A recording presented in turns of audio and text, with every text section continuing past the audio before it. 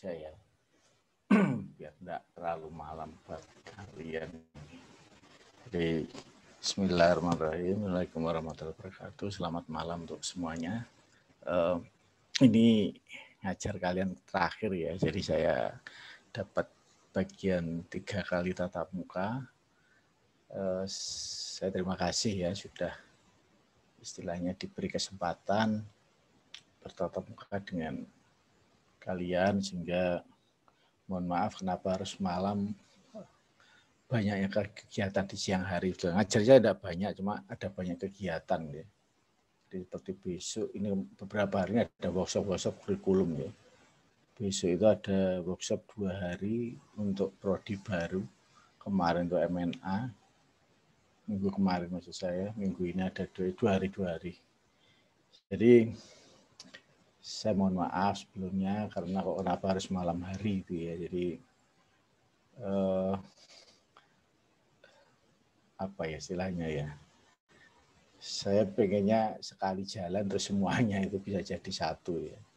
Bukan berarti tidak mau sedikit-sedikit kelas kecil-kecil, enggak ya. Kalau dari itu bisa bareng-bareng, kenapa tidak ya. Jadi hari ini kita akan bahas masalah manajemen rumah sakit. Kalau puskesmas kenapa kok tidak disinggung Pak? Puskesmas itu sebenarnya bagian kegiatan sama dengan rumah sakit. Kalau di tipe-tipe rumah sakit ada tipe kelas A, B, C, D, tidak ada spesifikasi yang khusus.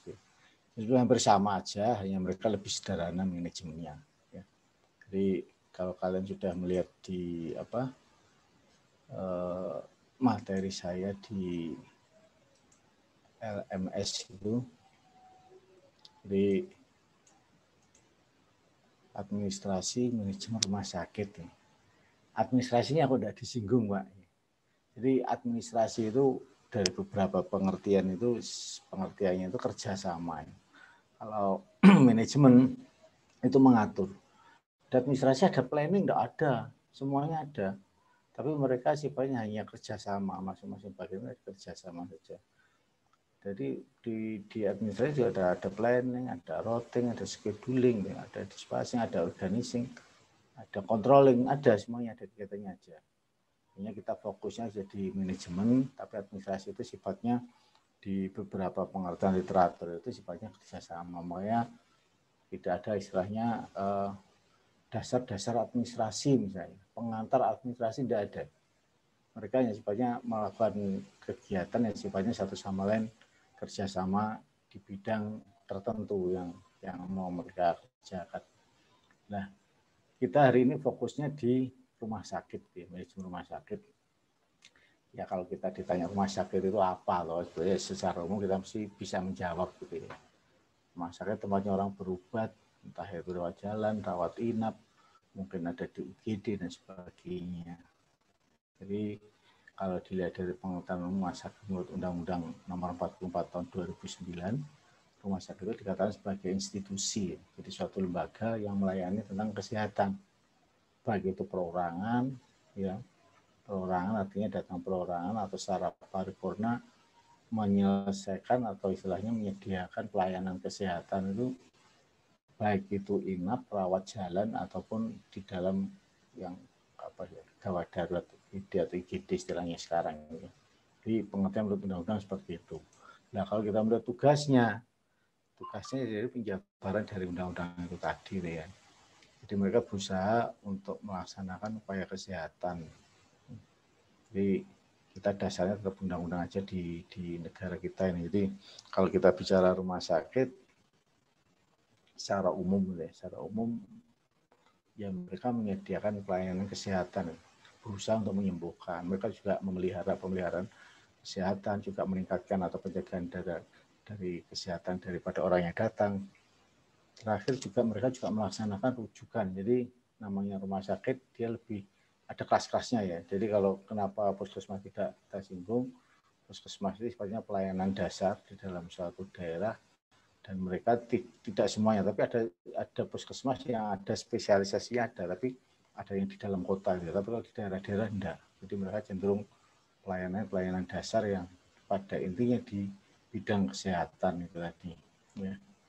Kemudian yang keempat, ini bukan agak cepat, tapi nanti kita butuh banyak diskusi.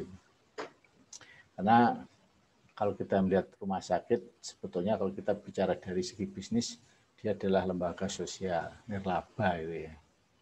Kalau kemudian kita melihat dari sisi bentuk perusahaan,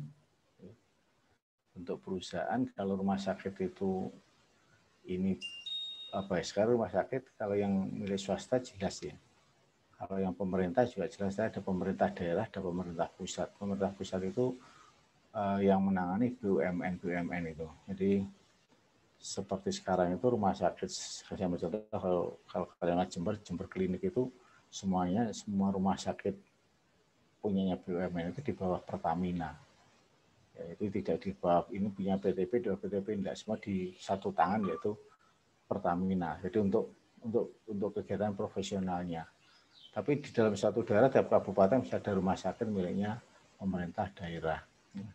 Soal pelayanannya bagaimana, itu relatif. Saya katakan relatif itu, kita itu tidak sama, artinya tidak sama dalam arti di sini. Ya kalau Indonesia secara keseluruhan sama rumah sakit ya.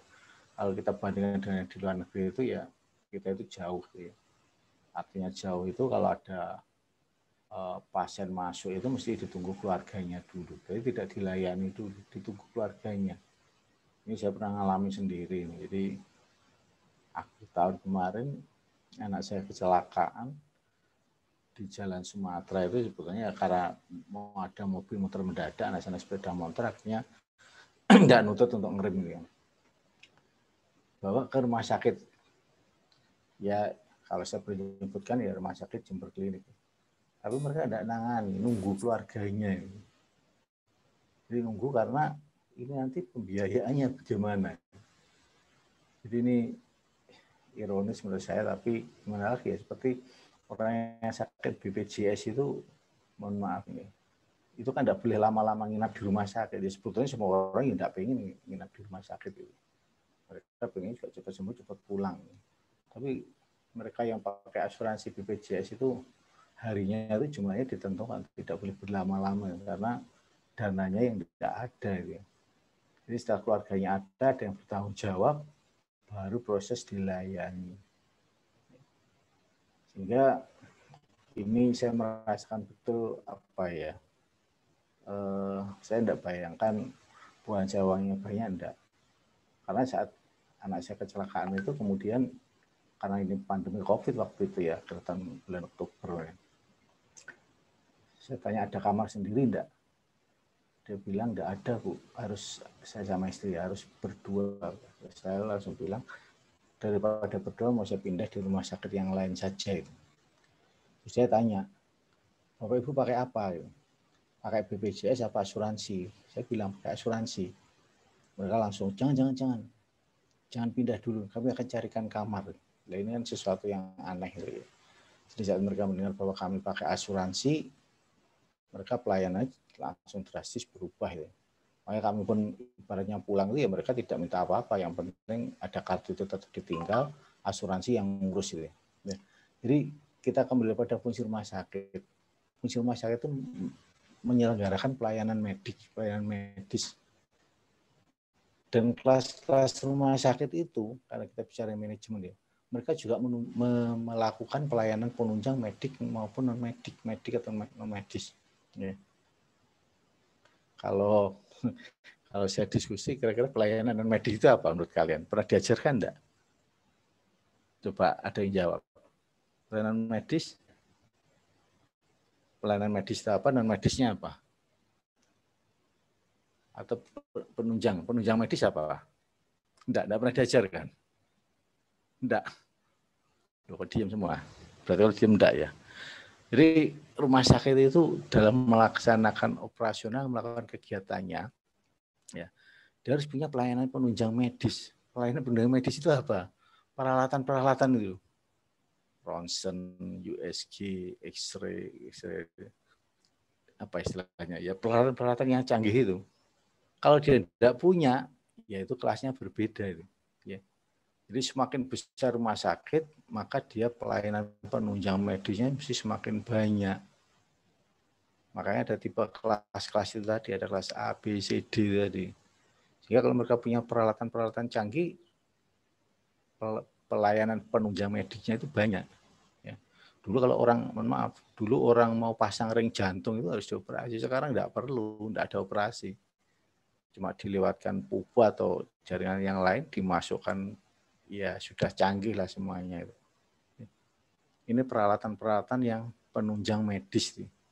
Ya kalau non medisnya itu ya banyak ya, non medis itu ya di luar medis berarti contohnya laundry, kemudian apa pelayanan gizi, konsultasi gizi. Jadi sifatnya yang pelayanan rohani itu non medis, sifatnya menunjang saja. Sehingga fungsi rumah sakit selain dia mengobati, dia harus ditunjang oleh peralatan itu.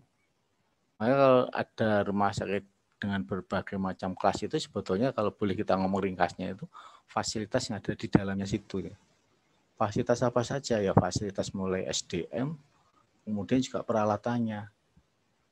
Makanya semakin banyak dokter yang spesialis, otomatis orang cenderung banyak ya istilahnya berobat.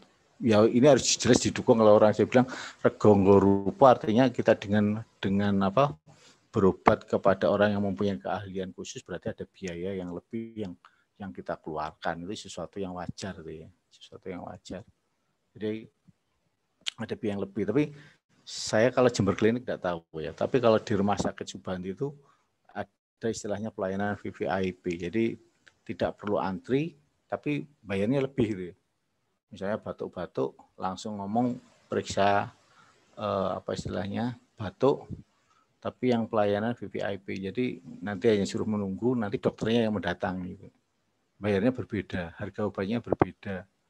Ya, jadi fungsi rumah sakit, pelayanan medis ada didukung oleh penunjang. Selain itu juga ada pelayanan dan asuhan keperawatan. Perawat sifatnya membantu dari seluruh kegiatan-kegiatan yang berhubungan dengan medis ini tadi. Sehingga apa istilahnya ya, SDM khususnya perawatan ini diperlukan sesuai dengan keahliannya masing-masing. Mungkin untuk operasi, kemudian penyakit dalam, kemudian untuk melahirkan, semuanya punya bidangnya masing-masing. Pelayanannya masing-masing. Kemudian ada pelayanan rujukan. Ini melihat dari kelas rumah sakit ya. Tipe rumah sakit. Jadi semakin tipe rumah sakit itu besar, berarti biasanya dia menerima rujukan-rujukan. Kenapa dia menerima rujukan? Ini berhubungan dengan penunjang medisnya itu tadi. Karena dia punya alat. Kalau dia tidak punya alat, tidak dirujuk ke situ. Gitu ya. Jadi apa istilahnya di daerah-daerah ya kalau kita lihat kadang rumah sakit swasta di Jember kenapa harus Subandi? Karena punya alat hanya Subandi. Rumah sakit Subandi di Jember lainnya belum. Saya dirujuk di yang punya penunjang medis yang lebih lengkap. Rumah sakit juga berfungsi sebagai pendidikan dan pelatihan. Ya seperti kalian itu kalau PKL kan di rumah sakit itu ya. Dokter prakteknya juga di rumah sakit. Perawat prakteknya juga di rumah sakit itu. Jadi tempat pendidikan dan pelatihan. Jadi apa ya? Ada edukasi yang ada di sana gitu.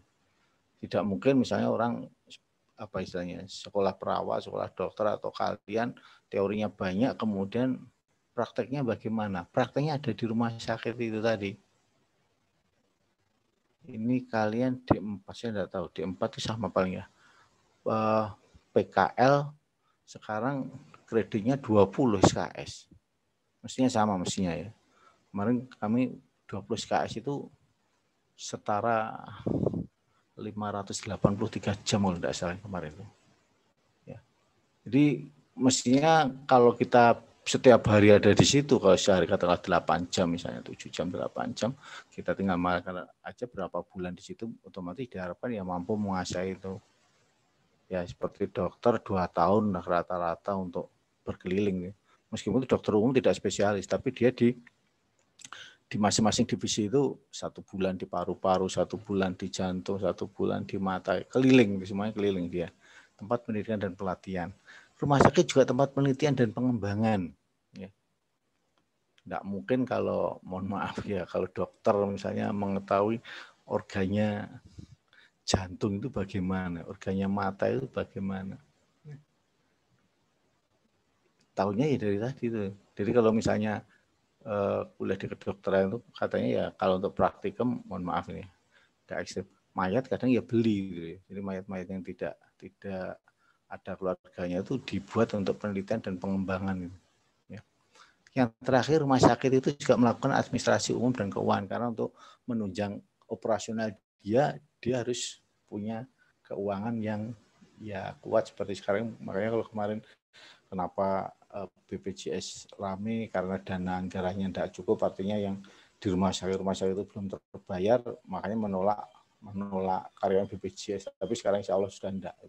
Tapi mereka tetap batasi. Dalam arti batasi itu ada persentase yang memang digunakan untuk pasien-pasien yang tidak mampu. Gitu ya. Nah, secara umum 3 bidang utama yang dilakukan rumah sakit yaitu dia melakukan pelayanan medis dan keperawatan yang pertama. Kemudian yang kedua itu pelayanan penunjang medis yang saya katakan tadi, peralatan-peralatan yang digunakan secara umum dari yang banyak tadi. Mereka juga melakukan administrasi dan keuangan, administrasi secara umum. Nah ini hal-hal di sini ini sudah diperlukan apa istilahnya ya, manajemen, jadi sebenarnya mulai kegiatan-kegiatan itu manajemen itu sudah diperlukan. Semua harus ada SOP-nya, ada standarnya. Gitu. Kalau semua kegiatan tidak ada standarnya, tidak ada apa istilahnya ya, ketentuannya tidak ada. Makanya kalau kita misalnya di dalam rumah sakit nanti kalau kita melihat kegiatan itu satu sama lain terkaitan. Mau operasi kaki misalnya tulang, tidak mungkin dokter tulang saja, mesti ada yang bagian anestesi, bius itu ya. Mau orang melahirkan sesar ada anestesinya, tidak hanya dokter spesialis kandungan. Jadi mereka saling keterkait satu sama lainnya.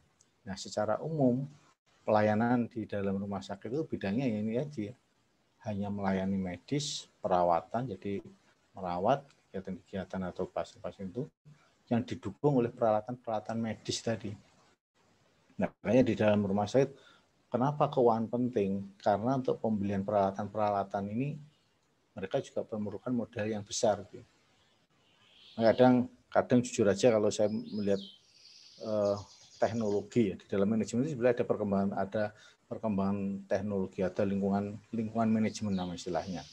Salah satu adalah teknologi, yaitu lingkungan eksternal yang tidak bisa dihentikan. Kadang saya melihat tidak saja saya melihat di televisi itu aja. Bagaimana orang misalnya dia bukan ahli medis misalnya kemudian bisa membuat alat, ya saya bicara tadi, operasi jantung yang tidak perlu kemudian membuka operasi dada dengan cukup lewat paha atau lewat tangan, dan bagaimana untuk memasukkan ring aja. Dengan apa ya, semacam peralatan yang sudah ada kamera kecilnya bisa masuk mencari di mana barang itu harus diletakkan. Mereka bukan dokter yang buat, dokter dia punya ahli sendiri. Semuanya kalau melihat yang tidak usah jauh, film yang tidak usah terlalu tinggi lah. Siang hari laptopnya si Unyil gitu aja. Ya, laptopnya si Unyil itu melihat perkembangan teknologi itu bukan main menurut saya. Ya. Semuanya tergantung daripada uang. Mau padat karya atau padat modal. Padat karya itu banyak menggunakan tenaga manusia atau menggunakan padat modal peralatan-peralatan. Rumah sakit bagaimana? Rumah sakit itu dua-duanya. Nanti ada di sini ya. Rumah sakit itu dua-duanya. Dia ya padat karya, dia juga padat modal. Orangnya perlu banyak, modalnya juga perlu banyak. Ya, makanya semakin maju rumah sakit, dia pelayanan penunjang medisnya semakin banyak. Karena apa? Sebagai tempat rujukan-rujukan itu. Makanya kemudian kita bisa melihat tipe daripada rumah sakit itu sendiri. Dia punya fasilitas apa ya? Tipe rumah sakit kelas A, B, C, D itu sebetulnya berhubungan dengan fasilitas. Nih. Jadi kalau fasilitasnya mereka banyak, berarti ya dia ada tertinggi A. Gitu. Ya, makanya kalau sekarang puskesmas saja, mohon maaf, mereka juga dinilai ada akreditasinya. Bukan sertifikasi ya, beda. Kenapa tidak rumah sakit disertifikasi ISO misalnya? Misalnya seperti Poliji, kita pelayanan Pak sama-sama jasa. Sertifikasi 9001 pelayanan. Enggak gitu ya. Sertifikat sama akreditasi beda. Sertifikat itu sifatnya hanya suatu keterangan, tapi akreditasi itu sifatnya menyeluruh, komprehensif satu sama lain. Ya. Jadi makanya kalau saya melihat dulu, saya pernah di penjaminan mutu sebetulnya, tahun berapa ya, 2010. Jadi sekretaris penjaminan mutu, nanti di bawah terakhir kan kita menyinggung itu ya. Kita punya sertifikasi ISO itu. Dulu kalau tiap-tiap ruangan, tiap jurusan didatangi evaluasi ISO tiap 6 bulan sekali, mereka ketakutan. Saya hanya bilang gini, kenapa harus takut gitu ya? Dia hanya ngontrol saja. Kita ini sesuai enggak itu ya? Ya seperti kalian kuliah di jurusan kesehatan, misalnya prodi rekam medis, ada SOP-nya mestinya semua, bukan sebenarnya semua bagian itu ada SOP-nya. Mau ngurus surat itu sebetulnya berapa lama, nunggu tanda tangan kajur itu berapa lama sebetulnya. Mau di akademik misalnya mau ngurus surat keterangan masih kuliah misalnya berapa lama, itu ada SOP-nya. Di semua ada itu. Jadi ini pelayanan, perlindungan pelayanan. Nah, di rumah sakit klasifikasi tipe ABC ini tergantung fasilitas itu tadi. Pelayanan penunjangnya itu. Jadi semakin dia punya fasilitas banyak, kemudian spesialisnya banyak, dia berarti ada tinggi. Makanya kalau kita melihat Rumah Sakit Dr. Sutomo adalah merupakan rumah sakit terbesar untuk Indonesia Timur, karena dia punya fasilitasnya banyak, penunjangnya banyak. Tapi kemudian kalau ditanya, apakah fasilitas itu sebagai jaminan? Ya jaminan itu ini namanya yang di apa ya? Yang dirawat atau istilahnya yang kok didandani, enggak, bukan dibuat, kita tidak bicara. Ini adalah manusia, kemudian yang melakukan juga manusia, makanya di dalam fungsi kegiatan di rumah sakit itu ya, mohon maaf, tempatnya error itu ya tempatnya error, artinya dibawa, karena semuanya itu kan mengira-ngira ya. Tidak ada istilahnya sesuatu yang baku itu tidak ada itu. Jadi mereka mengira-ngira, artinya mohon maaf, dokter yang sama misalnya mungkin memberi obatnya bisa jadi tidak sama. Jadi tergantung mereka bagaimana menganalisa daripada penyakit si pasien itu tadi. Nah, sehingga kembali lagi pada klasifikasi ini tentunya berhubungan dengan sumber daya yang dimiliki oleh rumah sakit, kemudian sumber daya itu hubungan dengan dokter ya, dokter ahli, kemudian juga sumber daya keuangan, jadi sumber daya manusia, sumber daya keuangan gitu ya. Dan fasilitas itu akan mempengaruhi seberapa banyak orang dia istilahnya mau berobat di situ. Dia akan melihat dari tipe kelas rumah sakit berdasar pada fasilitasnya. Sehingga kalau kita melihat lingkup manajemennya banyak, ya. Mana yang diatur? Ya kita bicara manajemen yang diatur ya. Manajemen sumber daya manusia, ada keperawatan, ada farmasi, ada logistik, ada pemasaran. Rumah sakit itu ada pemasaran, Pak. Iya. Ada keuangan, ada akuntansi, ada informasi, risiko, mutu. Ada bilangnya rumah sakit itu ada pemasaran ya. Jadi sekarang itu konsumen, pasien itu tanpa diminta itu melakukan kegiatan pemasaran. Kalau di dalam marketing itu istilahnya word of mouth itu ya. Mulut-mulutnya konsumen itu bahaya. Seperti mohon maaf ya. Word of mouth-nya kalian itu kuliah di Polija itu juga mestinya Polija harus mengantisipasi. Maksudnya gimana, Pak? Jadi word of mouth itu promosi yang tidak dilakukan oleh perusahaan, tidak dilakukan oleh rumah sakit, tidak dilakukan oleh politeknik. Siapa yang melakukan? Konsumen. Ini mereka harus menjaga itu. Seperti apa maksudnya ya? Misalnya kalian atau orang berobat di rumah sakit, saya ambil contoh aja. Ini saya juga mohon maaf kalau ada saudaranya kerja di rumah sakit Jember Klinik ya. Ini saya sebetulnya berulang kali, tapi akhirnya ya saya urungkan lah. Jadi kalau misalnya mau periksa dokter malam hari, mohon maaf ini, periksanya daftarnya harus jam 3 sore. Daftarnya jam 3 sore. Katanya bisa online, kita daftar online-nya tidak bisa, rusak, online-nya rusak. Saya datang yang pertama mulai jam 1 saya nunggu. Jam 1 saya sudah nunggu di situ. Dilayaninya jam 3. Mestinya kalau di situ saya untuk misalnya ngambil dokter, sambil contoh dokter tulang, misalnya namanya dokter Nanang, karena saya di situ ada dipanggil pertama, mestinya saat nanti malam dipanggil praktek jam 7 malam, saya adalah yang nomor 1. Ternyata enggak. Saya ada di urutan nomor 7, kadang nomor 9. Nah, terus yang 1 sampai 6 itu daftarnya di mana? Gitu. Itu sebenarnya mau saya ungkap itu kemarin, tapi akhirnya saya sudah biar aja itu. Tapi sebenarnya tidak betul itu. Ternyata rata-rata, mohon maaf, gitu ya, ada yang titip di Satpam. Gitu. Jadi waktu saya ketemu ada teman dosen administrasi di Poltek juga ketemu, saya tanya, Mbak, siapa ibunya sakit? Kemudian saya tanya, kok bisa dapat nomor kecil, Mbak? Iya, Pak, saya biasa titip. Ya, ini repot itu ya. Jadi ini harus di-manage sebetulnya. Gitu ya.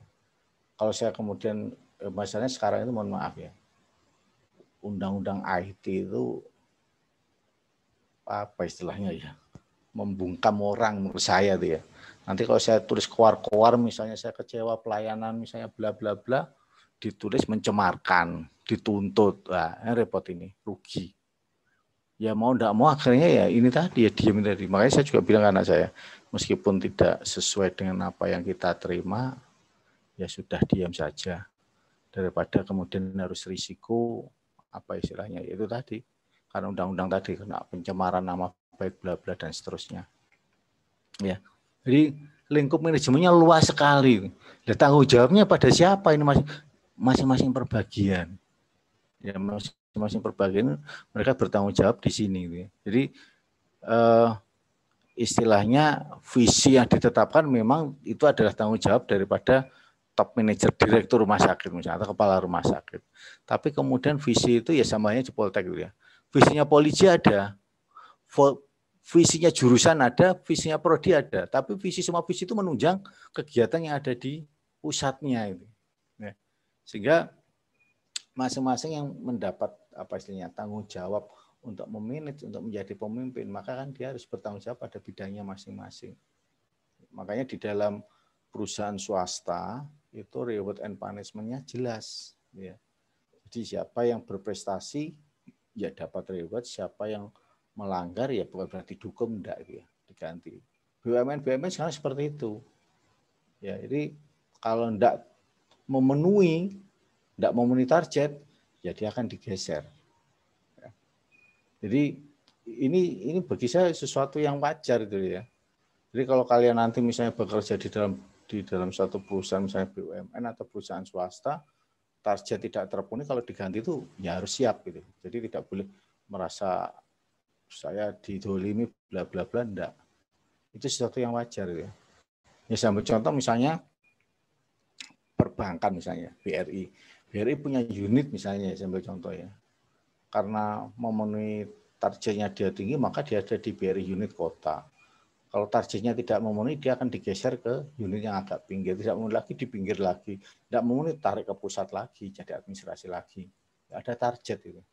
Sehingga dengan adanya target ini ya otomatis apa ya, produktivitas kinerja daripada si manajer orangnya ini ya tertantang, bukan rutinitas. Ya kalau rutinitas itu ya sudah dijalani aja. Misalnya sampai contoh, mohon maaf ini contoh ekstrim misalnya. Jadi kalau saya misalnya jadi direktur polisi, saya bilang kepada semua kajurnya, kalau kalian tidak bisa meningkatkan akreditasi masing-masing prodi, ganti kontrak itu ada. Misalnya seperti itu. Bagaimana di perguruan tinggi besar? Ya, di UGM itu seperti itu. Di UGM itu jelas. Jadi dekan, kalau kemudian akreditasinya turun, ganti. Ya itu sesuatu yang biasa. Jadi kerja bukan rutinitas. Jadi betul-betul prestasi itu. Karena dia memanage, dia menggerakkan semuanya. Gitu. Dia mendorong nih, bagaimana orang mau melakukan sesuatu yang baik. Gitu. Jadi lingkupnya manajemen rumah sakit itu banyak. Tergantung pada masing-masing bagian ini tadi. Ya. Sehingga kalau kita melihat tugasnya apa, seperti saya katakan tadi, yaitu tugas manajemen rumah sakit melaksanakan tugas sesuai dengan bidangnya masing-masing, visi misi tadi. Masing-masing bagian itu ada visi misinya.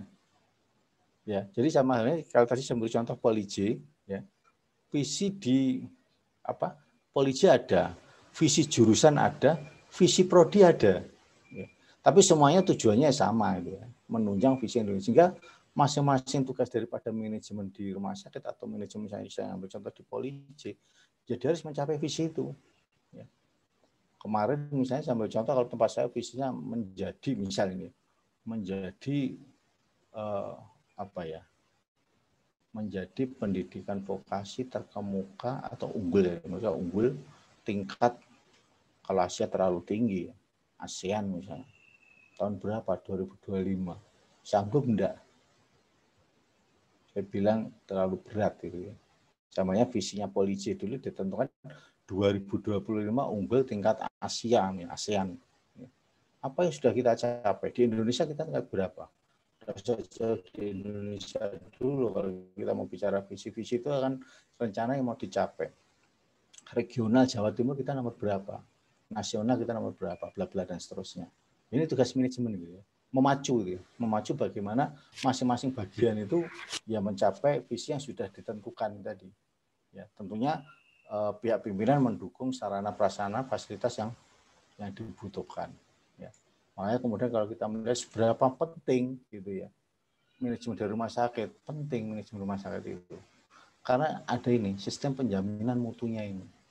Polisi punya sistem penjaminan mutu, punya. Kita punya sistem penjaminan mutu itu. Sehingga kita akan melihat gitu loh ya. Penjaminan mutu itu dia gampangnya di sini dia sebagai dia harus bisa mengkombinasikan semuanya ini untuk mencapai tujuan yang sudah ditentukan. Tujuannya apa? Divisi itu tadi. Dia manajemen. Dia akan melihat produktivitas. Sistem penjaminan akan melihat produktivitas itu output dibagi input. Jadi penggunaan sumber daya yang ada itu dengan hasilnya itu bagaimana dibandingkan. SDM-nya banyak misalnya. Tapi kemudian mohon maaf. Apa istilahnya ya? Outputnya yang dihasilkan tidak banyak. Ya kalau misalnya tolak ukurnya rumah sakit itu sebetulnya apa? Mau kita katakan produktivitas itu apa? Apa banyak pasien yang sembuh misalnya? Atau banyak, mohon maaf, banyak yang sakit nginap di rumah sakit? Jadi saya tidak apa visinya rumah sakit, salah satu rumah sakit saya tidak paham artinya. Kalau seperti Polisi misalnya, produktivitasnya menjadi pendidikan vokasi tingkat ASEAN misalnya pada tahun berapa? 2035. Jadi dilihat output inputnya ini tadi. Kita punya SDM banyak, jadi melihatnya ya dengan strategi tadi, misalnya digambarkan dengan SWOT misalnya, strength, weaknesses, opportunity, and threat. Jadi kekuatannya apa kita, punya kelemahan apa, punya peluang apa, ancamannya apa, itu apa istilahnya, ditulis semuanya. Dan tidak boleh artinya ditulis apa ada yang tidak boleh direkayasa. Kita punya SDM banyak misalnya, tanah yang luas, boleh dengan tanah ya. Kita bicara kelebihannya, kelemahannya apa? Mohon maaf ini, kelemahannya misalnya banyak. Saya tidak bicara mahasiswa juga sama sebetulnya, kecuali bahasa Inggris. Dosen tidak banyak bisa bahasa asing misalnya. Penting. Sekarang globalisasi ya, mohon maaf ini globalisasi. Saya mendengar istri saya kemarin itu mengvisit sekolah perawat di Bali itu ya. Ternyata syarat lulusnya salah satu sekolah perawat di Bali itu dia harus bisa bahasa asing. Dia tidak target bahasa Inggris lagi, tapi bahasa Mandarin sekarang. Ya. Sama halnya dengan kalian mahasiswa Polisi itu lulus dari Polisi kan berbekal 3 sertifikat gitu ya. Satu sertifikat keahlian, mungkin kalian di prodi itu ada sertifikat apa, kemudian sertifikat Microsoft, yang ketiga sertifikat bahasa asing tadi. Ya. Mestinya ya bisa itu, artinya bahasa itu penting. Makanya kalau saran saya ini semester berapa? Semester 4 atau semester 2 ya. Saran saya kalau 4 ntar ya, makasih.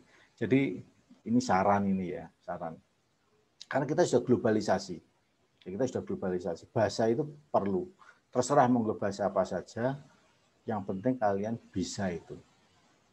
Karena saat kalian misalnya tes di rumah sakit internasional misalnya yang pasiennya tidak hanya orang lokal saja, bisa dari berbagai daerah, dari luar misalnya, diperlukan bahasa ya itu tadi, bahasa asing itu tadi. Sehingga kembali pada produktivitas tadi, output inputnya bagaimana. dengan kelebihan punya banyak sumber daya manusia, punya banyak fasilitas. Terus yang kita hasilkan apa? Ya, seperti itu. Ya. Dosanya banyak misalnya, penelitiannya jarang. Dosanya banyak, ya yang menghasilkan pengabdian hanya kelas, mohon maaf, kelas lokal saja, dana internal. Tidak mau melakukan yang sifatnya apa ya, jurnal-jurnal yang misalnya sifat yang internasional. Kemudian yang kedua, sistem penyamaran mutu itu juga melihat proses pelayanan maupun mutu pelayanan. Mereka harus menjamin ini, ada standarnya, ada SOP-nya lah misalnya, atau ada akreditasi, itu berarti sudah menunjukkan itu. Jadi standar-standar ini ya istilahnya masing-masing suatu organisasi sudah punya itu. Makanya kalau di dalam dunia pendidikan, kita bicara rumah sakit, dunia pendidikan, seandainya suatu jurusan atau prodi itu sudah punya apa istilahnya akreditasi internasional, itu akreditasi nasional itu tidak dilihat. Jadi kalau misalnya sudah punya akreditasi internasional, misalnya dari Jepang atau dari mana saja, misalnya dianggap yang mungkin tidak terlalu sulit, nanti BAN-PT, Badan Akreditasi, kalau di kesehatan LAMTEKES ya, itu mereka sudah tidak melihat itu lagi, tidak melihat, dia sudah percaya dari luar, karena dari luar detail banget itu. Apakah yang dari dalam tidak detail? Mereka lebih detail. Saya ambil contoh ITS itu, waktu saya di penyelenggaraan itu ya, ITS itu tidak dapat akreditasi internal hanya gara-gara sepele, tidak punya tempat pembuangan limbah, hanya itu saja. Tidak mau dia. Jadi bedanya apa ya? Nanti makanya kalau di antara kalian dapat jodoh dari orang luar negeri itu biasanya kelebihannya itu di komitmen. Jadi kalau kalian misalnya menikah dengan orang luar negeri itu mereka komitmennya kuat gitu ya. Tidak neko-neko orangnya. Ya. Meskipun kaya ya tetap itu aja. Makanya kalau kalian lihat, mohon maaf ya, kalian lihat orang bule-bule itu cari istri orang Indonesia kok tidak yang putih dah. Justru yang cari yang hitam ya. Mereka mengatakan ini eksotik katanya. Jadi kembali lagi di proses pelayanan, mutu pelayanan harus ada SOP-nya, ada standarnya. Kalau di puskesmas itu sekarang, apalagi rumah sakit ya, ada akreditasi itu sebenarnya sudah menunjukkan ada standar yang harus mereka lakukan itu. Kemudian sistem penjaminan mutu juga menghitung aktivitas itu. Seluruh aktivitas dihitung. Jadi tidak boleh misalnya kemudian memeriksa pasien berlama-lama ini pasien. Tapi saya ngalami, mohon maaf ini. Ngalami, tapi ya bisa jadi dokternya memang minta seperti itu. Jadi bukan sebelum COVID ini, sebelum COVID. Puasa bukan tahun, tapi puasa sebelumnya. Anak saya panasnya mestinya 36, katakanlah 36,7 misalnya. Dia tidak mau 36,8, hanya 1 derajat dia tidak mau. Jadi infus sudah dilepas, semuanya sudah dilepas, hanya duduk-duduk saja sampai 3 hari ada di rumah sakit. Nah, aktivitas di dalam rumah sakit itu kan banyak sebetulnya kalau kita melihat di dalam di penjaminan mutu. Jadi kita melihat perbagiannya tadi. Jadi seluruh aktivitas ada penanggung jawabnya, ada manajemennya, dan dia harus membuat laporan kepada penjaminan mutu. Apa yang harus dia lakukan. Kemudian sumber daya manusia di dalam rumah sakit itu banyak. Bukan berarti dokter yang paling penting, enggak. Cleaning service itu juga penting, tidak ada yang bersihkan kotor semua. Jadi semua sumber daya yang dimiliki itu harus digunakan secara optimal, bukan maksimal, optimal. Ya. Jadi diusahakan ya mereka bekerja sesuai bidangnya masing-masing, ya sesuai dengan yang sudah ditentukan. Kemudian finansial, keuangan misalnya. Ya, keuangan ini menunjang biaya operasionalnya di dalam rumah sakit tadi. Ada memang persentase tertentu untuk orang yang tidak mampu. Ya. Jadi memang ada itu ya. Misalnya untuk ya saya bukan karena BPJS tidak mampu, saya termasuk BPJS soalnya itu ya. Jadi saya termasuk BPJS memang ada kelas-kelasnya itu. Tapi di dalam finansial ini perusahaan khususnya rumah sakit yang mereka sudah dikelola khususnya miliknya pemerintah yang sifatnya BUMN, ya mereka cenderung ke arah profit. Tapi dengan catatan bahwa di penjaminan mutunya dia jamin betul. Ya. Kalau kita melihat kadang kenapa justru miliknya pemerintah tidak bisa berkembang cepat, pelayanan misalnya tidak bisa berkembang cepat, sementara yang di swasta itu bisa cepat gitu. Sehingga finansial ini kalau dari pemerintah itu sifatnya anggaran dari pemerintah, tapi dari swasta atau BUMN ada anggaran yang lain-lain yang dia bisa dapatkan. Jadi operasionalnya harus tetap bisa ditunjang minimal dari dana yang masuk di internal itu. Yang terakhir penting yaitu kepuasan pelanggan. Indikator kinerja rumah sakit itu menjaga ini. Dikatakan bahwa manajemen penting ya, menyeimbangkan ini semuanya. Ya, jadi penjaminan mutu itu menyeimbangkan ini semuanya. Kepuasan pelanggan perlu. Jadi jangan sampai pelanggan, konsumen, pasien itu mengeluh. Ya. Tidak puas, pengertian tidak puas itu kan bermacam-macam. Ya. Pelayanannya yang lama, misalnya dia sudah antri nomor 1, kemudian diambil alih oleh, ya kadang kita orang timur kan repotnya seperti itu. Titip sebetulnya padahal semuanya sama ya. Makanya saya katakan tadi di dalam jasa itu atau sebetulnya tidak jasa saja, semua produk itu ada yang namanya word of mouth tadi. Promosi yang dari mulut ke mulut yang dilakukan oleh konsumennya. Berhubungan dengan apa? Dengan ya pelayanan tadi. Sehingga kepuasan pelanggan itu utama. Politeknik jaga, iya. Kalau ini juga terjaga secara langsung tidak langsung itu politeknik itu menjaga jangan sampai ada suara negatif keluar. Gitu. Kalau ada suara negatif keluar, bahaya itu ya. Negatif bahaya itu kalau di dalam kegiatan marketing itu kehilangan satu konsumen itu menurut Philip Kotler itu sama dengan mengeluarkan biaya untuk mencari 20 orang. Lebih-lebih informasi yang keluar negatif. Ini makanya tugasnya dari manajemen menyeimbangkan ini.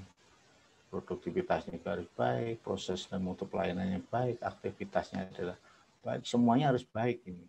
Sehingga konsumen itu bisa menerima itu. Sehingga kalau kita melihat pelayanan prima di rumah sakit secara umum, ini tadi, dia bisa memanfaatkan teknologi, dan ada sesuatu different, berbeda, teknologi yang berbeda dibanding dengan yang lain. Sehingga ya profesionalisme dalam satu rumah sakit itu akan tercipta gitu. Dan itu semuanya tertuang pada visi misalnya. Visinya sudah tertuang ya. Jadi misalnya visi apa ya? Misalnya datang sakit 2 hari apa sembuh misalnya. Jadi visinya ya dia misalnya apa menjadi rumah sakit internasional dan sebagainya itu tertuang di visi. Kemudian efisiensi proses pelayanan rumah sakit. Efisiensi, kalau bicara efisiensi itu berhubungan dengan sumber daya manusia. Ya. Tapi kalau efektivitas itu berhubungan dengan peralatan. Jadi efisiensi proses pelayanan rumah sakit. Sumber daya yang ada, sumber daya manusia maksudnya di sini, ini harus digunakan secara maksimal. Di bawah ada SDM sebagai aset rumah sakit, ya SDM secara keseluruhan. Tapi efisiensi di sini adalah penggunaannya, pemanfaatannya. Ya. Jadi kalau misalnya di Poli C efisiensi, ini mohon maaf ini umpama yang koreksi ya, tapi saya kembalikan lagi gitu ya. Yang membersihkan taman-taman itu ya. Membersihkan taman-taman itu saya melihat ternyata kerjanya hanya setengah hari. Gitu. Ada yang jarang yang 1 hari full, 1 hari sampai jam pulang sore itu jarang. Ada cuma beberapa itu. Tapi rata-rata setengah hari mereka pulang. Tapi kembali lagi gitu. Oh ya wajar menurut saya gitu ya, karena dia bayarannya hanya segitu. Seperti itu. Coba kalau misalnya full semuanya itu, sehari full, mungkin tidak ada rumput liar, ya. Mungkin mohon maaf, saya belum pernah pernah sih sekali masuk kamar mandinya, toiletnya di jurusan kesehatan. Padahal di Bali, mohon maaf ya, di Bali itu toiletnya sekolah-sekolah swasta yang menengah ke atas itu toiletnya sama dengan toilet bintang 3, bintang 5. Airnya panas dingin. Toilet itu. Jadi apa istilahnya itu ya? Ya kembali lagi asetnya itu ya, pemanfaatan aset ya. Jadi pelayanan rumah sakit prima itu ini tadi memanfaatkan teknologi yang ada secara tepat guna dan berbeda dengan yang teknologi yang lain yang sudah ada. Ya, dia berusaha memutakhirkan data atau peralatan-peralatan yang dia miliki ya. Kalau dulu USG misalnya 3 dimensi, sekarang USG misalnya 4 dimensi. Kan sekarang sudah 4 dimensi.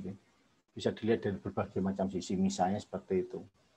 Ya, jadi mereka melakukan pembenahan. Terus teknologi yang lama di mana? Ya dia jual. Mungkin rumah sakit di bawahnya atau mungkin rumah sakit di daerah yang dia miliki. Ya. Jadi pelayanan prima itu meliputi ini. Ya, ini yang terakhir. Ini karakteristik rumah sakit itu seperti tadi katakan ada padat modal, ya, butuh uang banyak. Kalau dia mau tipe yang bagus, ya teknologinya juga digunakan sebagai penunjangnya juga yang mutakhir lah. Jadi dulu saya pikir ronsen itu ya ternyata ronsen ini cuma dipoto cepat, ditunggu 10 menit, 15 menit sudah kelihatan hasilnya. Padat profesi, banyak tenaga ahli misalnya. Padat karya meskipun banyak orangnya, tapi mereka juga profesional. Ya. Pada sistem dari masing-masing bagian terintegrasi, mutu, padat masalah juga, padat risiko, padat error. Masalah itu padat masalah, padat risiko, iya. Orang, mohon maaf, orang yang datang itu sakit itu masing-masing kondisi orang itu tidak sama. Ya samanya kemarin misalnya mau disuntik COVID misalnya. Kan tidak semua orang langsung disuntik kan, enggak ini. Diperiksa tensinya dulu, gula darahnya, dan lain-lain. Ternyata tensinya tinggi, enggak boleh. Gula darahnya tinggi, enggak boleh. Dan itu ada risiko. Ya. Kalau hanya ditanya saja, Bapak sehat, ada keluhan enggak? Suntik, jebret misalnya. Ada yang mual-mual misalnya. Saya tapi tidak dengar ya. Kalau politeknik kelihatannya adem ayem aja. Paling rata-rata mereka mengeluh hanya ngantuk itu aja. Itu umum aja gitu ya. Padat error. Karena ini yang melakukan manusia itu ya. Jadi sifatnya kan analisa ini. Oh kalau pusing dikasih ini bukan berarti error, berarti mesti salah, tidak. Jadi ada kemungkinan terjadi kesalahan. Kalau perawatnya tidak telaten, misalnya masukkan infus di anak kecil, misalnya, wah ini bahaya. Padat error bisa terjadi di situ. Sama-sama berisiko, istilahnya di situ. Berarti bukan kesalahan-kesalahan, tapi di sini risiko kesalahan itu cenderung lebih besar, terjadi kesalahan. Padat errornya. Ya. Jadi ini secara umum manajemen di rumah sakit itu sebenarnya kalau kita mau bicara jujur itu kompleks ya, rumah sakit kompleks. Karena apa? Karena banyak kegiatannya. Ya. Sama halnya yang misalnya di apa istilahnya ya, di politeknik seperti itu, masing-masing itu ya sama, di rumah sakit ada masing-masing bagian itu, sehingga diharapkan semuanya mempunyai atau melakukan kegiatan pelayanan. Karena ini yang dijual jasa itu ya, dijual jasa itu tidak ada standarnya itu. Kok jasa tidak ada standarnya? Iya, sama kayak gini, mohon maaf ini ya. Saya pernah mencontohkan, kalian barangkali kenapa perbankan itu yang di depan harus cantik-cantik, harus ganteng. Kalau dia ada di front, dia menghadapi orang langsung. Kenapa dosen harus misalnya rapi? Karena menghadapi kalian, misalnya saat ngajar ya, tidak online offline misalnya. Masing-masing sih tidak sama, karena berhubungan dengan apa? Karakteristik dari dosen itu tadi. Kalau kalian menemui dosen isinya marah-marah, kalau menurut saya itu ya, dosen marah-marah berarti dosennya tidak siap, ya. Marah-marah, ngajar marah-marah, tidak siap menurut saya. Kuncinya sederhana sebetulnya, kalau kalian mau ikut seminar, kalian menjadi pembicara itu satu kuncinya itu. Kuasai materi itu, artinya sekarang mau dibahas apa? Ya, kalian baca itu, hanya itu aja sudah. Ya, kalian menjadi misalnya mau ikut seminar tentang misalnya gizi, ya, sudah apa atau gizi itu. Ya. Sama ini mohon maaf jujur ya, saya mau ngajar kalian itu persiapan saya itu sudah seminggu yang lalu. Ngajar manajemen mulai 94 iya, tapi ini saya mau bicara ini kesehatan ini, saya nanti kalau mengantisipasi ditanya ini, saya sampai baca administrasi itu apa bedanya dengan manajemen. Saya cari di dulu, saya cari administrasi itu padanya semuanya bahwa administrasi itu kerjasama. Apa tidak ada bagian perencanaan? Ada, tapi dia tidak mengatur, sifatnya cenderung kerjasama itu. Makanya kemudian ada manajemen itu memanage itu mengatur kegiatan-kegiatan yang lebih spesifik itu tadi. Ya. Oke, barangkali ada yang bisa didiskusikan, monggo silahkan. Makanya di soal latihan itu ada 2 pertanyaan di saya. Apa pentingnya manajemen yang baik bagi rumah sakit itu? Kira-kira menurut kalian apa? Tentu punya dasar masing-masing. Manajemen yang baik itu pasien sakit cepat sembuh, Pak, alasannya bla bla bla. Manajemen orangnya ramah. Beda, saya terus terang mohon maaf ini ya, beda. Rumah sakit besar, ya, rumah sakit besar dengan rumah sakit di daerah itu orangnya berbeda. Pelayanannya berbeda, ramahnya berbeda.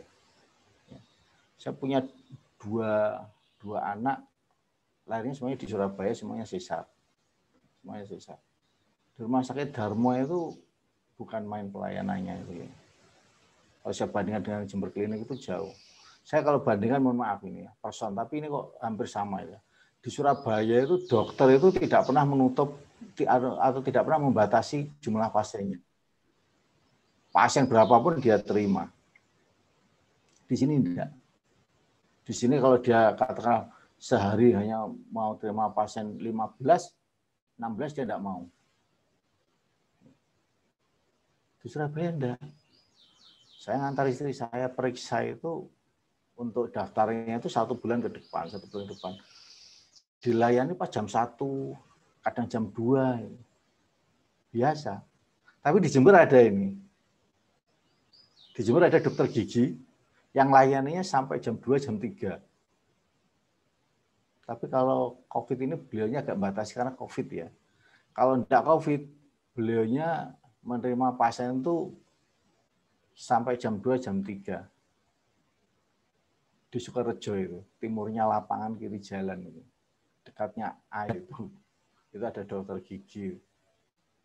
Tapi sekarang beliaunya batasi itu wajar karena COVID ini ya.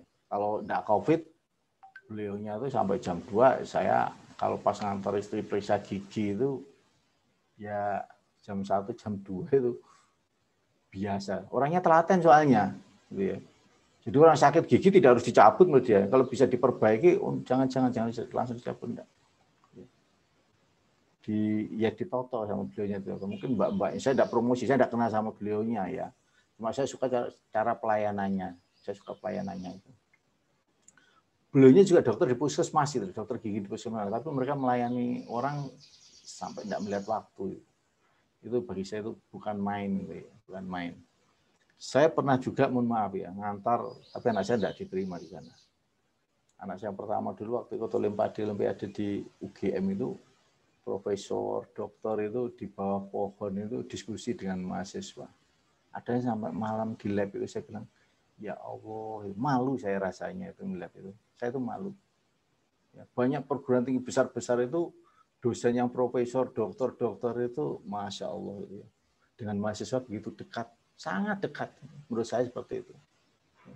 Dan sangat membantu itu, sangat membantu. Di UB itu mohon maaf ya, mahasiswa yang mau DU ya, itu KPS itu tugasnya itu sudah dampingi terus itu. Ya di sini ada, saya melihat, saya tidak ngelem istri saya enggak itu.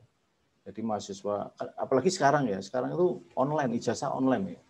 Kalian kalau misalnya sekarang D4 7 tahun tidak lulus, hilang sudah. Nama kalian hilang secara online itu. Kalau dulu masih bisa diperpanjang, sekarang enggak bisa. Ijazahnya ijazah online. Nomornya dari pusat semuanya. Ya. Jadi sebetulnya dari mata kuliah manajemen yang bisa diambil itu ya kalian memanage diri sendiri, ya, mengatur diri sendiri. Apanya Pak yang diatur? Ya mulai sekarang, mulai dari awal planning, perencanaan. Apa rencana? Kuliah tepat waktu, IP minimal, itu usahakan minimal 3. Jangan di bawah 3. Ya. Karena kalau di bawah 3 itu secara administrasi meskipun kalian pintar, cari kerjanya susah. Ya, jadi minimal 3. Sehingga kalau ada nilai yang kurang ya diskusikan dengan koordinator mata kuliah itu. Saya kalau koordinator mata kuliah, kemudian ada mahasiswa tanya ke saya, Pak saya kok dapat nilai C, tak delok nilainya dia. Ini dosen siapa yang ngasih nilai dia jatuh misalnya. Ya. Kalau kemudian misalnya saya lihat misalnya, oh ternyata Bu X yang ngasih nilai jelek, saya langsung ngomong dia, Bu ini mahasiswa ini kenapa? Kan kita setiap sebelum final itu mesti ada rapat. Dia narik saya karena mau perbaikan, karena nilainya jelek di jenengan Bu. Saya minta jenengan ngasih perbaikan. Di satu itu tidak di koordinatornya, itu di dosen yang bersangkutan. Jadi bukan berarti nanti IP tinggi, tapi tidak secara administrasi dengan IP yang memenuhi itu mencari kerja lebih mudah. Kerja lebih mudah. Tapi saran saya itu tadi, mumpung masih semester 4, belajarlah bahasa asing itu ya. Termasuk saya juga ngomong untuk diri saya sendiri juga ini. Ya. Maksudnya bahasa asingnya gimana, Pak? Conversation aja lah. Ya, conversation itu perlu itu. Karena seandainya kalian tes pegawai atau tes bekerja di rumah sakitnya sifatnya sudah internasional, nanti beda. Kalian kerja di rumah sakit daerah sama rumah sakit internasional itu beda. Sama halnya, mohon maaf, kalau saya ngomong di mahasiswa, kalian bekerja di perusahaan yang miliknya orang lokal sama perusahaan yang miliknya orang asing itu berbeda. Bedanya di mana? Beda gaji, beda fasilitas. Beda.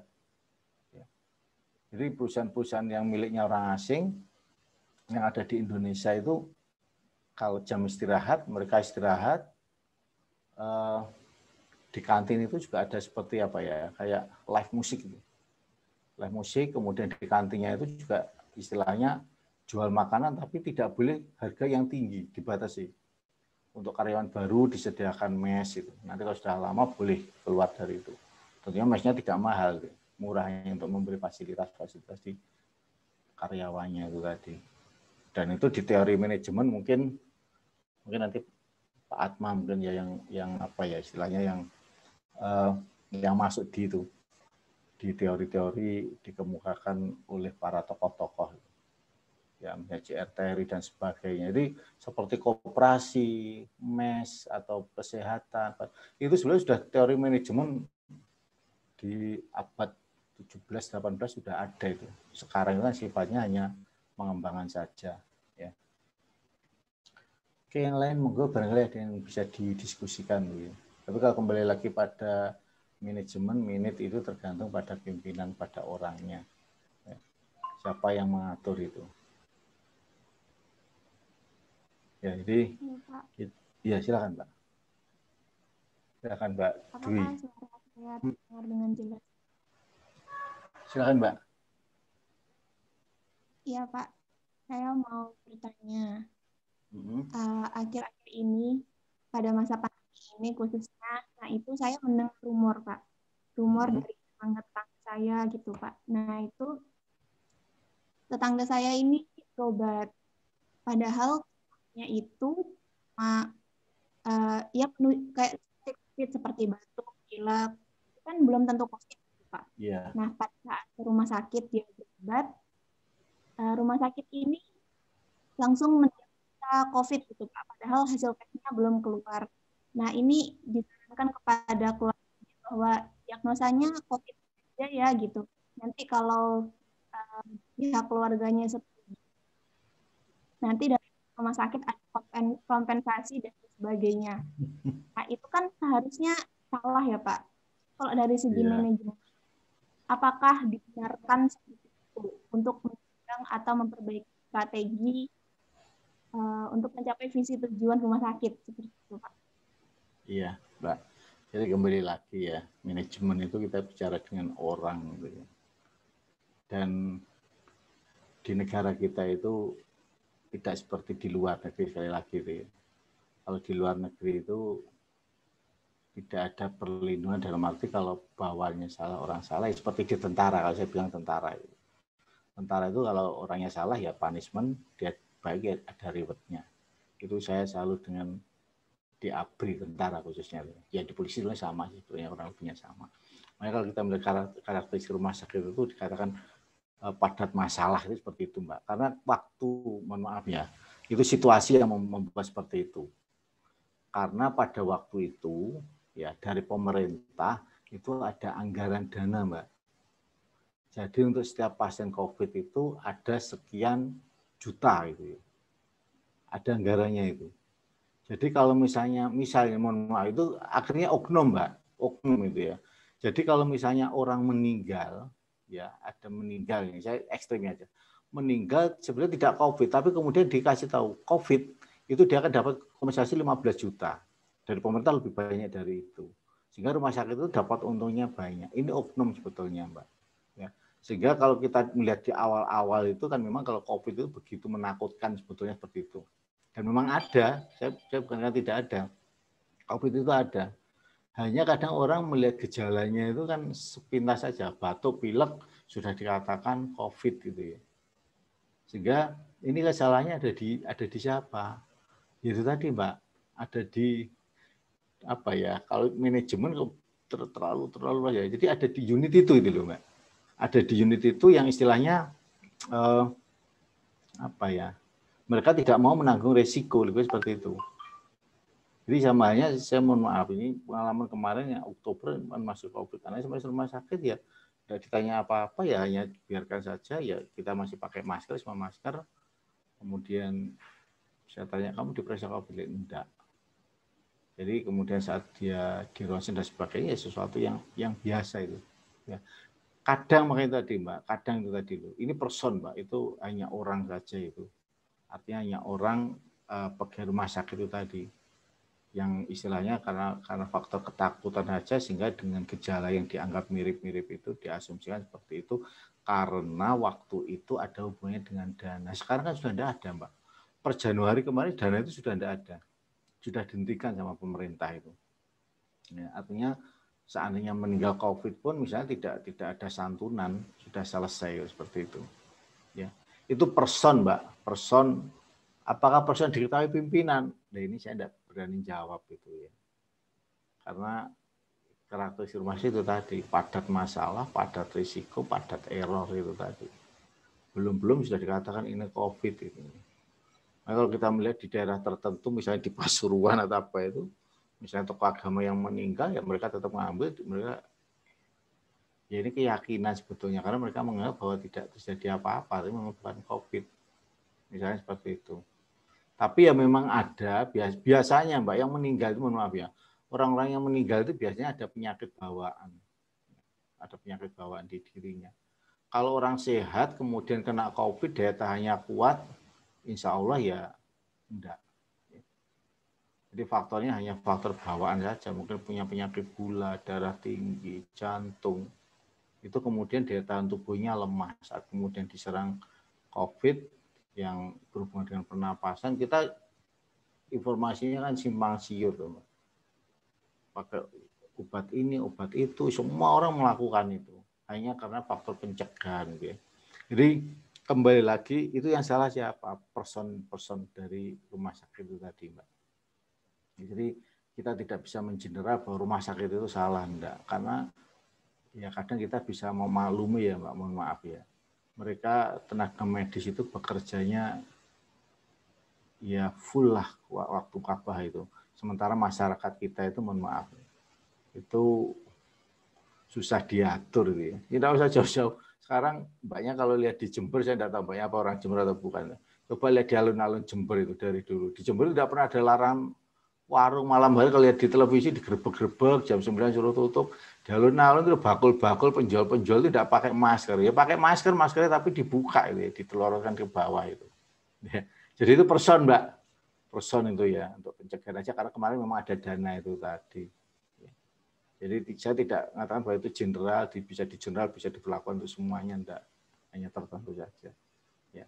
Karena mereka juga ketakutan, hanya itu aja, faktornya ketakutan saja. Ya, karena korban perawat banyak, korban dokter juga banyak. Kemarin malah 2 hari yang lalu itu dokter UNED itu baru meninggal 1. Padahal dia kalau tidak salah katanya istri itu dia spesialis kanker kalau tidak salah. Kalau tidak salah seperti itu. Masih muda. Usianya belum 50. Usia muda, saya sudah di atas 50 soalnya. Ya. Yang lain monggo silakan. Baik Pak, saya Pak izin bertanya. Silakan. Oke, kami ini memohon masukannya Pak, karena pada realitanya yang kita lihat pada pelayanan kesehatan saat ini itu masih diskriminatif diskriminatif ekonomi itu masih sangat tinggi Pak. Dan juga kita ini kan sebagai calon pelayan kesehatan yang sangat berkaitan erat dengan keuangan. Nah, bagaimana untuk menyikapi hal itu agar tidak terjadi diskriminatif itu, Pak, agar meminimalisir lah, karena kan kesehatan ini merupakan salah satu faktor penentu pembangunan bangsa ke depannya ini, Pak. Saya prihatin melihat itu, Pak. Iya. Jadi ini apa Mas ya? Ini kalau saya bilang tadi saya memberi contoh itu kalau kita melihat televisi itu bedanya di luar negeri dengan di Indonesia tadi. Kalau di luar negeri kalau kita melihat film-film itu ya atau sifatnya film yang emergency pertolongan itu ada orang sakit atau orang memerlukan pertolongan itu mereka tidak melihat ini siapa langsung ditolong. Gitu. Sementara di negara itu tidak itu. Jangankan sampean, mohon maaf ya. Yang saya cerita tadi yang saya alami anak saya kecelakaan itu di rumah sakit tidak ditangani apa-apa, cuma ditidurkan itu aja, nunggu keluarganya. Ini bayangkan ini padahal kalau misalnya orang sakit misalnya punya penyakit jantung misalnya kemudian atau kecelakaan di tengah jalan keluarganya tidak tahu, tidak ditangani ya, mohon maaf mati orangnya ini. Logikanya seperti itu. Nah, karena faktor apa? Keuangan itu tadi, Mas. Faktor keuangan itu keterbatasan dari keuangan di dalam rumah sakit itu sehingga dia memikirnya ini kalau misalnya saya ambil contoh gini aja Mas, waktu anak saya kecelakaan yang kendaraan mobilnya ditubruk itu ngantar di rumah sakit nunggu nih sama dia nunggu mbak-mbaknya itu dua nunggu kemudian saat anak saya di ronsen kemudian dikasih tahu ini kakinya patah apa yang di dalam lari mbaknya semua perawat pak itu orang yang lari saya bilang enggak apa-apa sudah karena di hidup saya itu pikiran saya itu semua yang terjadi di dunia itu sudah seizinnya Gusti Allah sudah takdir kita yang bilang dari karena apa biaya tinggi Mas ya operasi aja waktu itu kemudian di rumah sakit bilang Pak ini biaya operasinya hampir 30 juta sekarang kalau misalnya kemudian mohon maaf ini ya terus orang enggak punya kira-kira terus kalau rumah sakit dioperasi terus yang bayari siapa? Padahal saya bilang loh ini kan sosial gitu ya sosial tapi dia juga butuh tadi bayari dokternya sekian juta itu obatnya sekian anestesi bla bla bla bla bla itu enggak usah yang ada yang nanggung aja Mas BPJS mohon maaf ya Mas BPJS di negara kita itu pelayanannya juga tidak bisa full, artinya bisa full, bisa maksimal itu sebetulnya belum sehat tapi sudah disuruh pulang. Besok balik lagi tidak apa-apa, ini kan aneh tuh. Bapak sekarang harus pulang, ibu sekarang harus pulang karena sudah 4 hari di sini. Nanti sehari di rumah, besok ke sini lagi tidak apa-apa, nginap di sini lagi. Nah, ini karena faktor finance, Mas, faktor keuangan. Mas. Ya. Tapi apakah manajemen menginstruksikan itu? Saya kira mestinya tidak, tapi karyawan itu tahu sendiri. Kira-kira yang nanggung ini siapa gitu ya. Ini budaya Mas, sudah culture ini. Nah, sampean misalnya coba, mohon maaf ya Mas, mohon maaf. Besok misalnya kemudian sebagai tenaga medis, gitu. Kalau direkam medis itu kan pegang rahasia itu. Ya. Ada orang sakit masuk rumah sakit, kemudian langsung ditangani, plok-plok kan masih tetap nunggu pengambil keputusannya dokter itu. Tindakan-tindakannya tetap menunggu dokter itu. Kemudian mesti bagian perawat itu bertanya, ini keluarganya siapa? Ini bayarnya bagaimana? Artinya asuransi, apa mandiri, bla bla. Beda Mas, beda. Jadi saya kontrol aja di rumah sakit itu ditanya, ini apa BPJS? Bukan, jalurnya sendiri. Asuransi itu jalurnya sendiri, BPJS ada sendiri. Beda pelayanannya, lebih cepat yang asuransi itu. Asuransi yang genah maksud saya ya, asuransi yang beneran. BPJS sebenarnya juga asuransi seperti itu. Ya. Ini budaya Mas. Rata-rata semuanya seperti itu karena faktor biaya tadi. Mestinya kalau rumah sakit semuanya full atau kita istilahnya punya rasa kemanusiaan tidak melihat itu, ini siapa yang nanggung itu. Makanya ini jujur ya. Saya cerita istri saya bukan guyonan, enggak. Saya bilang itu saya gini. Dulu seandainya saya jadi dokter itu paling saya enggak kaya itu. Karena saya orangnya enggak tegaan. Ya. Tidak tegaan, orang minta tolong, kalau saya bisa bantu, saya bantu itu. Jadi, tapi apa ada dokter? Ada. Saya mohon maaf di Sidoarjo itu ada di itu kecamatan apa ya? Kecamatan Sedati kalau tidak salah itu ya. Sedati ke timur ada. Jadi bapaknya kaya tapi Mas, bapaknya kaya. Jadi anaknya jadi dokter, tapi bapaknya melarang anaknya terima uang dari pasien. Nah itu hebat itu ya. Jadi tapi ada pasien yang memaksa, itu akhirnya apa ya? Dia bilangnya urun untuk beli obat, akhirnya disiapkan kaleng hanya itu aja, tapi dia tidak pernah melihat itu ya. Kalengnya ditaruh di luar, Kalinya taruh di dalam kelontang bisa ngasih ibaratnya seperti itu. Ya. Jadi kita petugas kesehatan itu ya minimal mestinya kalau kita bicara kemanusiaan kita tidak melihat dari sisi finance untung rugi itu tadi. Ya, jadi karena faktor dana itu tadi. Ya. Sama halnya apa istilahnya ya. Ya kalau kesehatan itu tadi sebetulnya kembali ke dana itu. Tapi saya tidak pernah tahu apakah ini karena budaya, saya katakan budaya itu rata-rata semua seperti itu. Tidak langsung ditangani masalahnya. Jadi ditunggu dulu siapa yang bertanggung jawab, hanya itu aja. Makanya tidak habis pikir bagaimana kalau misalnya mohon maaf, ada perempuan mau melahirkan, ini operasi, ini harus operasi. Biayanya misalnya 10 juta, 15 juta. Tidak ada yang nanggung. Nah ini kan repot ini. Artinya kalau dokter misalnya punya kemanusiaan, toh operasi itu paling setengah jam. Dan orang mau operasi itu artinya kalau dia memang tidak punya uang, tapi karena faktor sakit dan sebagainya, ada kelainan misalnya, ketubannya dan sebagainya, harus emergensi ya harus dia lakukan. Seperti itu. Ini saya punya adik ipar di Jember. Ya mohon maaf ini real ini. Hamil, bayinya sudah mati di dalam itu. Ke dokter, gini malam ini ke dokter ini. Katanya dokter ini pas hari Jumat, Sabtunya libur ya. Besok aja Mbak, hari Senin. Lala yo, lek bayinya mati ning jero lek beracun ibu lek melok mati itu. Akhirnya di rumah sakit. Di rumah sakit itu siapa yang nangani? Yang nangani ya dokter itu, kan aneh itu loh. Dia tidak mau operasi di tempatnya dia, padahal kita bayar, maunya bayar seperti itu. Ya. Culture budaya ini Mas itu loh. Jadi tidak semua orang terpanggil untuk itu. Ya, jadi kalau kita hidup itu, ya tadi kembali lagi sebetulnya, kembali kepada person itu tadi. Itu ya. Samanya saya katakan ini bukan kuliah agama ya. Orang kaya itu sebetulnya tergantung syukur kita. Itu. Saya bisa ngomong begini karena usia, itu terus terang aja karena usia saya. Jadi kalau dulu, ya saya pikir orang yang duitnya banyak, itu mesti bahagia.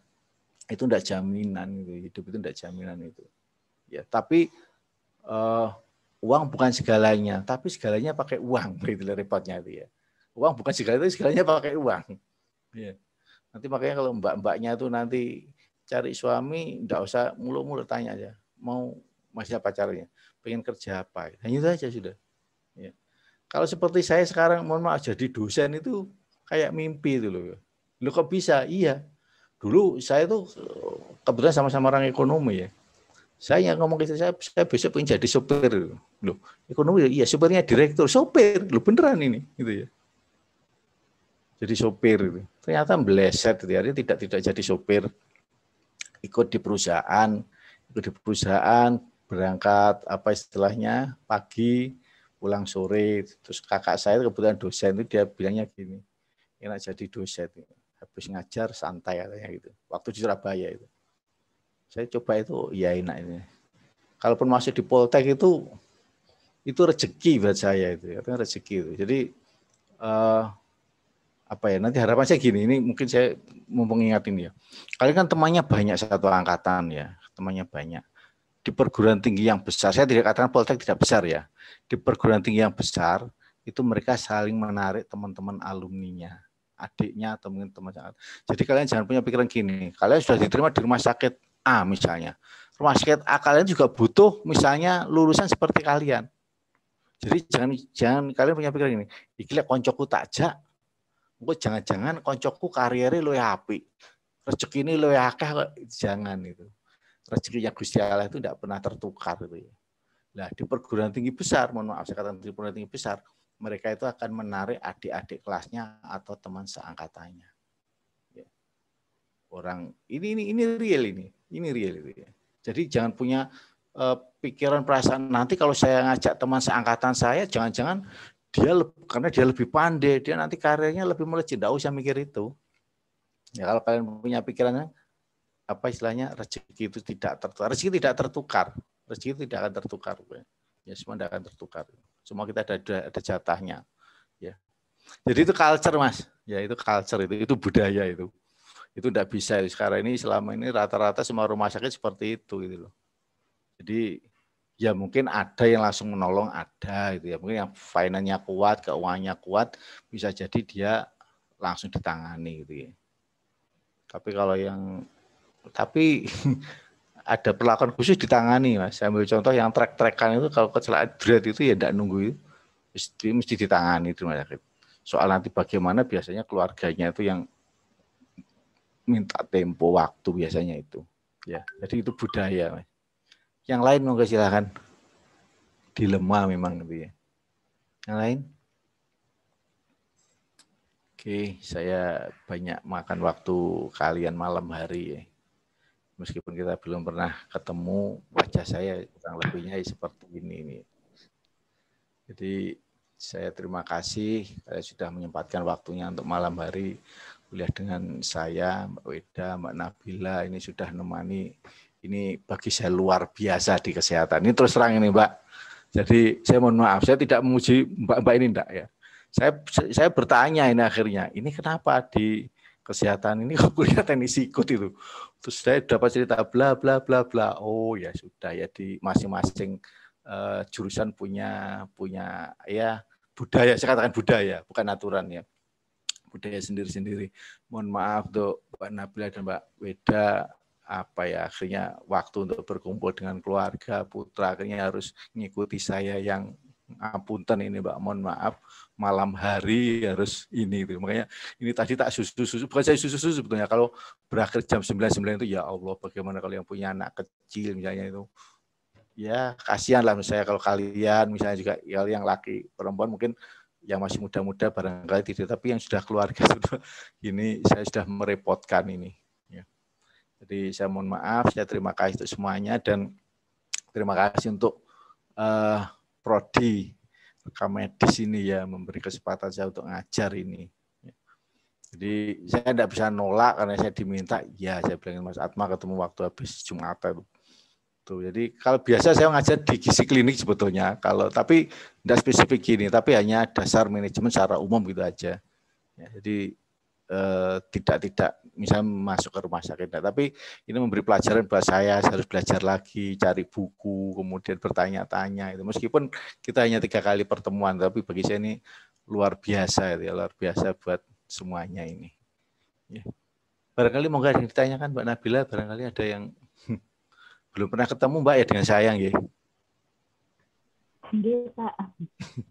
Jadi iya, tambah saudara ini Mbak.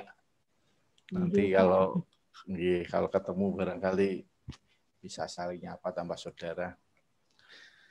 Oke, barangkali yang lain. Yang lain barangkali mungkin ada yang bertanyakan. Saya izin bertanya, Pak. Silakan, Mbak. Bagaimana tanggung jawab rumah sakit terhadap penolakan pasien akibat keterbatasan alat atau sarana prasarana? Apakah rumah sakit berhak menolak pasien apabila memang tidak ada peralatan? Kalau memang harus terpaksa menolak karena tidak ada alat, apa yang harus dilakukan rumah sakit terhadap keselamatan pasien? Ya. Terima kasih. Iya, Mbak. Makanya tadi ada rumah sakit salah satunya akan memberi rujukan itu, Mbak. Jadi untuk menunjang keselamatan daripada pasiennya, makanya dia kemudian memberi rujukan tadi, Mbak. Memberi rujukan kepada rumah sakit yang di atasnya yang dianggap memiliki peralatan itu. Karena rumah saya di Patrang ini, Mbak ya. Jadi saya di dekatnya masuk BP Selama sedikit, kalau tiap hari kalau ambulan lewat itu ya mesti sering mendengar, setiap hari mesti ketemu ambulan di tengah jalan itu pasti ketemu. Saya melihat juga banyak misalnya rumah sakit Bina Sehat, kadang juga Jember Klinik, mungkin ada pasien yang dirujuk di RSUD Subandi itu karena mereka tidak punya alat. Atau yang paling banyak ya ambulan-ambulan desa itu. Mungkin dari puskesmas di masing-masing kecamatan yang tidak peralatan yang tidak ada karena kelasnya puskesmas sifatnya hanya pelayanan sifatnya umum, tidak ada spesialis, maka dikirim ke yang punya alat. Jadi sesuatu yang biasa, Mbak, dengan suatu rujukan demi keselamatan itu, Mbak. Jadi menolak bukan karena faktor biaya dan sebagainya, tapi karena faktor tadi untuk keselamatan pasien, ya, intinya di situ. Yang lain barangkali kalau nolak mentah-mentah, makanya ini saya punya ponakan ini ya, saya punya ponakan juga baru diterima dokter dia. di Bondowoso itu. Saya tidak bayangkan kalau dia, karena puskesmasnya ada di desa itu ya. Dan orangnya juga tidak yang besar itu, tidak, orangnya kecil itu ya. Kecil mungkin kalau saya lihat ya seperti kalian ini, wajahnya wajah baby face, saya baby wajah-wajah SMA itu. Tapi dia di Jember, tapi saya salut sama dia, dia pekerja betul ini. Selain dia sebelumnya dokter di Bina Sehat, kemudian sampai sekarang masih tapi di dokter kliniknya UNED itu, di gigi mulut, di dokter umum. Kemudian masih ngajar juga di AIN. Sekarang dia diterima di PNS di Situbondo, tapi di rumah sakit yang agak jauh dari Bondowoso, daerah Prajekan, masih masuk sana itu. Anaknya kecil itu.